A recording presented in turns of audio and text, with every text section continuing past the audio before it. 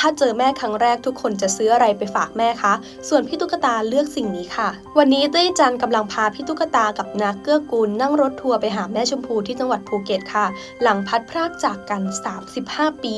12 ชั่วโมงต่อจากนี้ทุกวินาทีคือความหวังค่ะหลังพัดพรากจากกันทั้งชีวิตของพี่ตุ๊กตานี่คือครั้งแรกที่เธอจะได้เห็นหน้าแม่ผู้ให้กำเนิดค่ะและนี่ก็คือครั้งแรกที่นาเกื้อกูลจะได้เห็นหน้าพี่สาวหลังขาดการติดต่อไปหลาย10 ปีค่ะขณะที่รอขึ้นรถพี่ตุ๊กตาก็อยากจะแวะซื้อของฝากไปให้แม่ค่ะเธอเดินตรงดิ่งไปร้านขายเสื้อผ้าบอกว่าอยากจะเลือกไปฝากแม่สักตัวแม้จะไม่รู้ว่าแม่ใส่ไซส์ไหนหรือว่าชอบสีอะไรแต่เธอก็บอกว่าอยากจะเลือกไปให้แม่ด้วยตัวเองค่ะเชื่อว่านี่คงเป็นของฝากที่มีคุณค่าทางจิตใจสำหรับแม่มากแน่ๆชักอยากจะเห็นคุณแม่ใส่เสื้อตัวนี้แล้วล่ะค่ะวินาทีที่แม่ลูกเจอกันครั้งแรกจะเป็นยังไงลูกเพจรอติดตามไปพร้อมกันนะคะ